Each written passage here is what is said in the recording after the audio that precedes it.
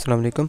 Matrix space की definition देखते हैं। सबसे पहले हम लेट करते हैं set let X be a non empty set, ठीक है। यानी एक्स क्या है, एक कोई नॉन एम्प्टी सेट ले लेते हैं। अब नॉन एम्प्टी का मतलब है इसमें कुछ ना कुछ पॉइंट होने चाहिए, ठीक है। ये एम्प्टी बिल्कुल नहीं होना चाहिए, इसमें कुछ ना कुछ पॉइंट होने चाहिए। लेट करते हैं हमारे पास ए एक्स को ये नॉन एम्प्टी सेट है and R denote the set of real numbers, यानी आर क्या है, एक सेट ऑफ रियल नंबर्स है। Then the function d such that x cross x to r is said to be metric। पहले हम definition को सही पूरा लिखते हैं ना, फिर हम इसको जो है समझेंगे। Is said to be metric और डिस्टेंस फंक्शन, इस फंक्शन को हम क्या कहेंगे, मैट्रिक या डिस्टेंस फंक्शन कहेंगे। Distance function if it satisfies the following axiom, axiom को प्रॉपर्टीज भी कह सकते हैं। फॉलोइंग प्रॉपर्टीज, वो प्रॉपर्टीज कौन कौन सी हैं जी। नंबर 1 उसको M1, उस प्रॉपर्टी नंबर 1 को M1 भी कहते हैं। अच्छा, फिर देख लेते हैं x क्या है, एक नॉन एम्प्टी सेट है। ये x एक नॉन एम्प्टी, इसमें कुछ ना कुछ पॉइंट्स हैं। और r क्या है, एक सेट ऑफ रियल नंबर्स है, ये हमें पता है, रियल नंबर्स। देन इस सेट के ऊपर हम एक फंक्शन डिफ़ाइन करते हैं जिसकी डोमेन क्या है, हम फंक्शन d डिफ़ाइन करते हैं जिसकी डोमेन क्या होगी, x क्रॉस x। यानी कि जो सेट लिया है, ये जो हमने सेट नॉन एम्प्टी लिया है, इसका आप खुद से क्रॉस प्रोडक्ट इसकी डोमेन लेंगे इस फंक्शन की। तो वो फंक्शन कोई भी हो सकता है और उस फंक्शन को हम मैट्रिक कहेंगे अगर ये 3 प्रॉपर्टी जो हम लिखने जा रहे हैं, अगर वो ये फंक्शन सेटिस्फाई करता है। और अगर ये फंक्शन 3 प्रॉपर्टीज़ इस सेट के ऊपर सेटिस्फाई करता है तो इस सेट को हम कहेंगे ये क्या है, एक मैट्रिक स्पेस है, ठीक है। यानी मैट्रिक स्पेस एक सेट ही है, ठीक है। ऐसा सेट जो जिसमें एक डिस्टेंस फंक्शन एग्जिस्ट करता है जो कि 3 प्रॉपर्टीज़ सेटिस्फाई करता है।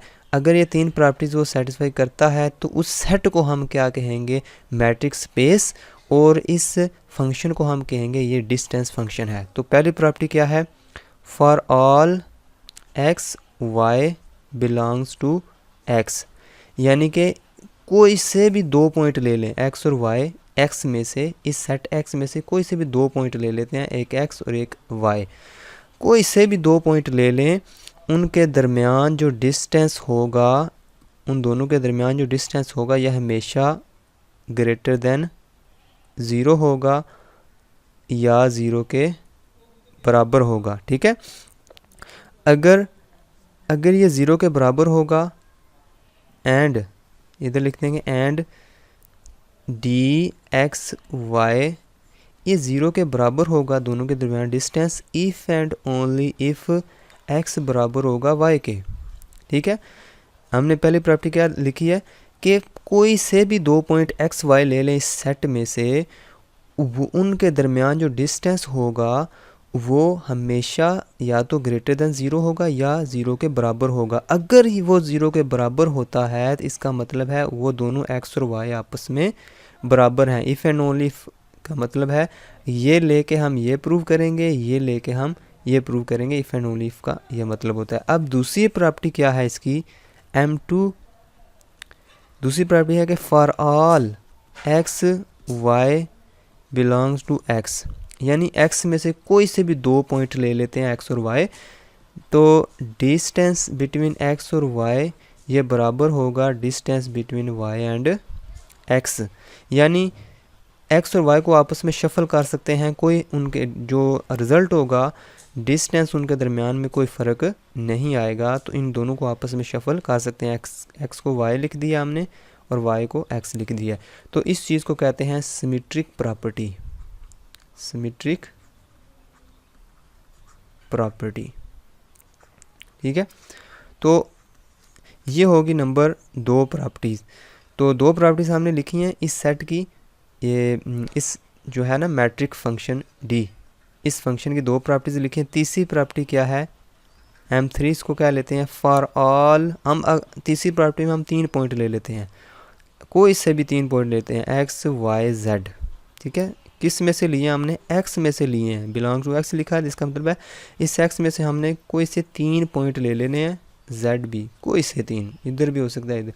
तो तीसरी प्रॉपर्टी हमें क्या कहती है कि अगर डिस्टेंस ले लें एक्स से लेकर वाई तक, एक्स से लेकर वाई तक डिस्टेंस ले लें, उसमें जमा करें डिस्टेंस वाई से लेकर जेड तक। ठीक है ना, एक्स से लेकर वाई तक डिस्टेंस लिया है और उसमें जमा कर दिया है वाई से लेकर जेड तक डिस्टेंस, वो हमेशा बड़ा होगा या इक्वल होगा अगर डायरेक्ट ले लें डिस्टेंस एक्स से लेकर जेड तक। ठीक है, डायरेक्ट एक्स से लेकर जेड तक डिस्टेंस ले लें तो वो उससे बड़ा होगा या उसके बराबर होगा। तो इस चीज़ को हम कहते हैं triangular inequality, triangular inequality, equality. ठीक है, स्पेलिंग में कोई मिस्टेक होगी, चलें इक्वालिटी। ठीक है, अब फिर इसको समझ लेते हैं कि इसको फिगर से समझते हैं इस तरह। ठीक है, ये हमारे पास सेट एक्स है और ये हमने कोई 3 पॉइंट ले लिए हैं, एक एक्स है, एक वाई है, एक जेड है। एक्स से लेकर वाई तक जो डिस्टेंस है वो हमने ले लिया है डी एक्स वाई। ठीक है, वाई से लेकर जो जेड तक डिस्टेंस है वो क्या ले लिया हमने, डी वाई जेड। अब इस डिस्टेंस को इसमें जमा करेंगे, इन दोनों को जमा करेंगे तो जो रिज़ल्ट आएगा वो यहाँ से लेकर यहाँ तक जो डिस्टेंस होगा डी एक्स जेड, वो उससे या तो बड़ा होगा या उसके बराबर होगा। ठीक है, लेस कभी नहीं होगा। तो इस चीज़ को कहते हैं ट्राइएंगुलर इनइक्वालिटी। तो ये 3 प्रॉपर्टीज़ हमने लिखी हैं किसी डिस्टेंस फंक्शन की।